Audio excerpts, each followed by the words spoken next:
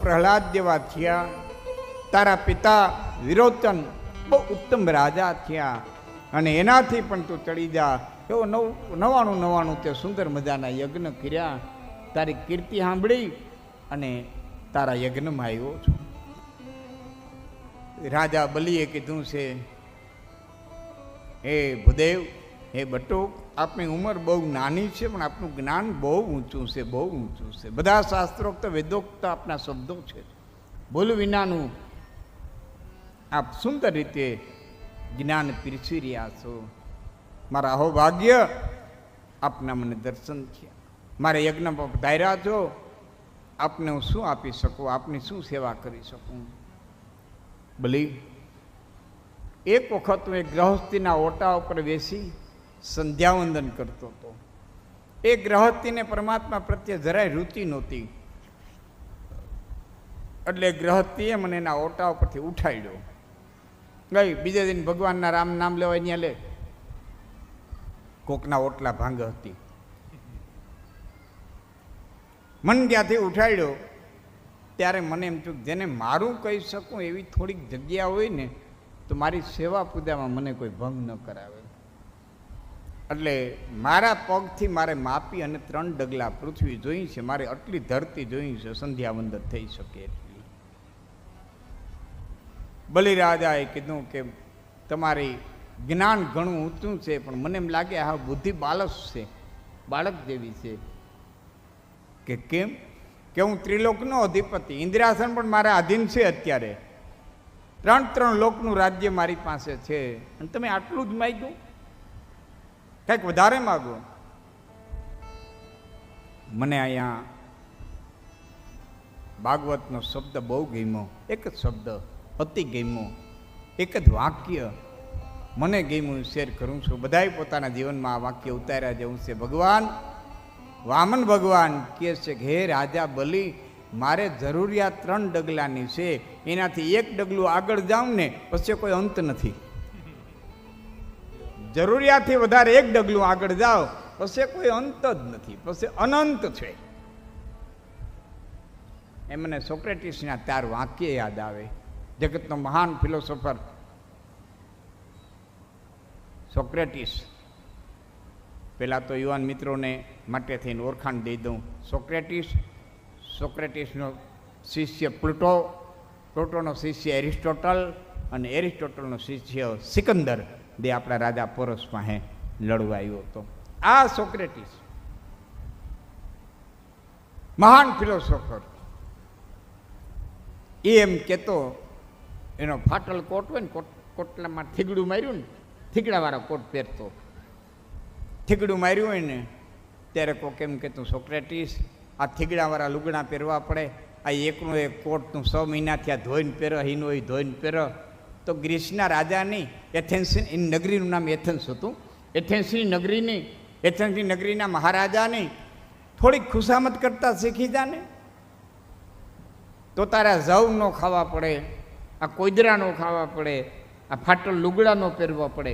એ થોડી ખુશામત કરતા શીખ, તારી પોતા અદભુત જ્ઞાન છે, થોડીક ખુશામત કરતા શીખી જા ને. તે સોક્રેટિસ એમ કહેતો કે હું તને ઘણા વર્ષોથી આ કહું છું કે તું થોડાક જવ પતાવતા શીખી જા ને તો તારે ખુશામત કરવાનો વારો ન આવે. થોડાક ફાટલ લુગડા પહેરતા શીખી જા ને તો તારે ખુશામત કરવી ન પડે. થોડાક થીગડાવાળા પહેરતા શીખી જા ને તો તારે હાજી ન કરવી પડે. આ મહાન ફિલોસોફર, જોકે છેલ્લે એને ઝેર દીધું હતું. આ જગત છે, ઉદાસીન સૂર્યપ્રકાશ બાપુના સાનિધ્યમાં બેઠા છે, પધાર્યા છે. બોલીએ મોમાઈ માત કી. આ જગતનો મહાન ફિલોસોફર 4 વાક્ય કીધા છે દાદ બાપુ. સાદો ખોરાક, સાદો આવાસ, સાદું ભોજન અને સહજ સાદું જીવન. આનાથી 1 ડગલું આગળ વધો એટલે સંઘર્ષ શરૂ થઈ જાય. સાદાઈમાંથી જેટલા તમે બહાર નીકળો, પ્રકાશભાઈ, સાદાઈમાંથી જેટલા બહાર નીકળીએ એટલો સંઘર્ષ કરવો પડે. આટલું દેવા પરમાત્મા બંધાયેલો છે. કઈ મોતી મોતી કણ મોંઘો કયો અનસોંગો કયો અનાજ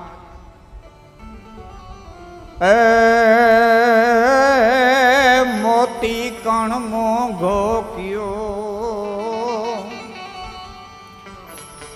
અને સોંઘો કયો અનાજ तुलसी के तब में जानियो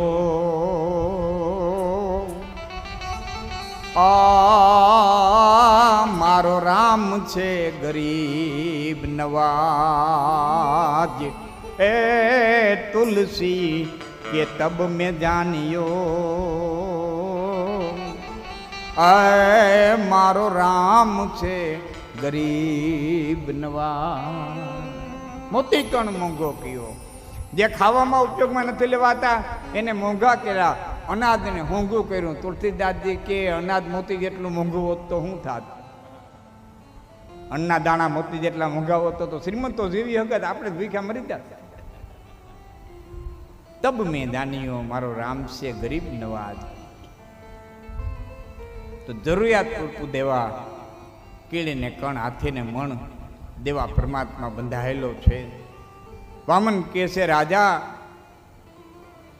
મારે જરૂરિયાત 3 ડગલાની છે શુક્રાચાર્ય વચમાં પડીને કીધું કે બલી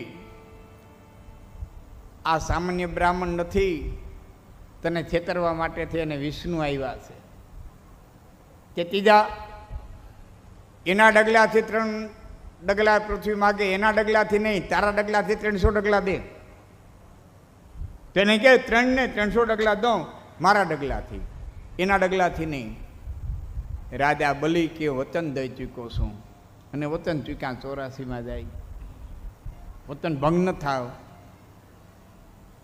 વામન ભગવાને કીધું કે તારે આપવું જોઈએ દાન તો મારા ડગલાથી 3 ડગલા પૃથ્વી દે ને સંકલ્પ કરાય હાથની માલિકો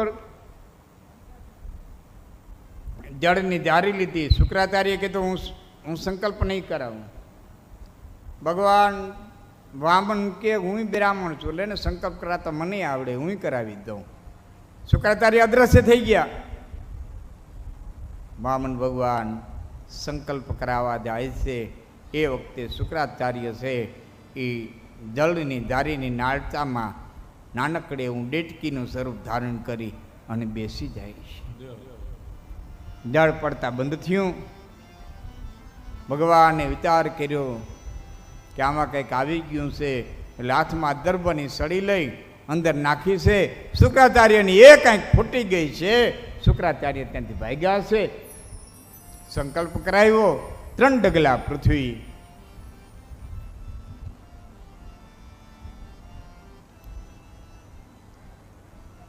ત્રણ ડગલા પૃથ્વી માપવાની છે 1 ડગલાની અંદર પાતાળ સુધીના લોક માપી લીધા અતલ વિતલ ભૂતલ સુતલ તલાતલ રસાતલ મહાતલ ને પાતલ 1 ડગલામાં પાતાળ સુધીના લોક માપી લીધા બીજા ડગલાની માલિકો ઠેઠ સત્યલોક સુધીના લોક માપી લીધા બીજું ડગલું સત્યલોક સુધી ગયું છે ત્યાં બ્રહ્માએ પોતાના કમંડળની માલિકો ભગવાનના ચરણને ધોયા છે અંગૂઠાને ધોયો છે શ્યામ સુંદરના નારાયણના અંગૂઠાને બ્રહ્માએ ધોયો છે કમંડળની માલિકો ઝીલા છે એ કમંડળમાં જે ઝીલા હતા એ ભગીરથે ધરતીમાંથી ઉતાર્યા અને ગંગાજી કહેવાના એટલે ગંગાનું એક નામ વિષ્ણુપદી છે ભગવાન વિષ્ણુના ચરણમાંથી પ્રગટ થયેલા એ ગંગાજી કે હે કણકટકો હાડરો જન જોતટ ગંગામાં જાય માનવિયા કુળની માય એ પાસે બહુત ન હરજે ભાગીરથી પણ તારા તારા તટ પર આવતા અને જો લગારે ઈ પગ લપટે. અમે નાઈ નહીં, હે માં, હે ગંગા, અમે નાઈ નહીં, પણ તારામાં કાંઠે હાલ્યા જતા હોય ને અમારો પગ લપટે ને માથું પસરાય ને અમારું ઉચ્ચતમ કેસુમ થઈ જાય. તારા તટ પર આવતા લગારે પગ લપટે તો પરિયું કાંઈ પીરસે. એ અમને ભાવતા ભોજનિયા ભાગીરથી. અને સ્નાન કરીએ તો એ દિયણ જળમાં ડૂબકી અને લોચન ખુલે લગાર. તો પૂર્વજ પેઢી 18 એ ભવરે તરતા ભાગીરથી.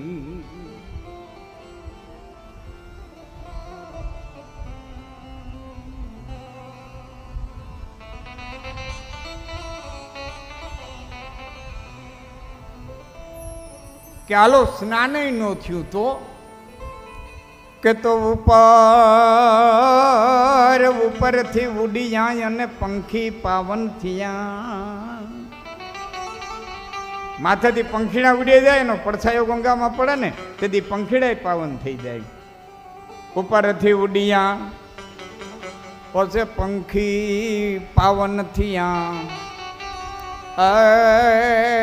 માહી મંજન કિયા એ તો ભવરે તરિયા ભાગીરથી. તો ઉતરત સીધી આવી અને પૃથ્વી તળ પાતાળમાં એદી જીલી જીલી જટાની માં ભોળે તુને ભાગીરથી. બ્રહ્માના કમંડળમાં ભગવાન નારાયણના ચરણ ધોયા એ ભાગીરથી ગંગા કેવાણી. બલિરાજાને કીધું છે વામન ભગવાને કે 2 ડગલામાં 14 બ્રહ્માંડ આવી ગયા, 14 લોક આવી ગયા, સત્યલોક સુધીના બધા આવી ગયા. સ્વર્ગ, કુબેર, અમરાપુરી, અલકાપુરી બધું આવી ગયું, પાતાળ સુધી બધું આવી ગયું. હવે 3જું ડગલું રાજા વતન પૂરું કર. બલિરાજાએ કીધું છે આ શરીરની અંદર માટી છે, પંચમહાભૂત તત્વનું આ દેહ છે, આ શરીર ઉપર તમે પગ મૂકો, 3જું ડગલું ન્યા ભરો. બલિરાજાએ ચરણમાં નમન કર્યું છે. ભગવાન વામને બલિરાજાના મસ્તકમાં તે પગ મૂક્યો છે. રાજા બલિને સુતલનું રાજ્ય આપ્યું છે. અતલ, વિતલ, ભૂતલ અને સુતલ. પછી તલ, તલાતલ, મહાતલ ને પાતલ, આ રીતે 7 પાતાળ. પાતાળમાં પ્રહલાદજી રાજ્ય કરે છે, સુતલમાં બલિરાજા રાજ્ય કરે છે. અને ભગવાન શિવ, ભગવાન નારાયણ અને બ્રહ્મા 4 મહિના ત્યાં બલિરાજાને ત્યાં જાય છે. શિવરાત્રિને દી બાપુ પાતાળમાંથી આવે કે જાય? આવે ને. હા, ભગવાન ભોળાનાથનો વારો પૂરો થાય, શિવરાત્રિને દી પાતાળમાંથી આવે છે. પછી ગઢથી ચડે અને બ્રાહ્મણો એટલે જ બોલે છે બળબંધો બલિરાજા.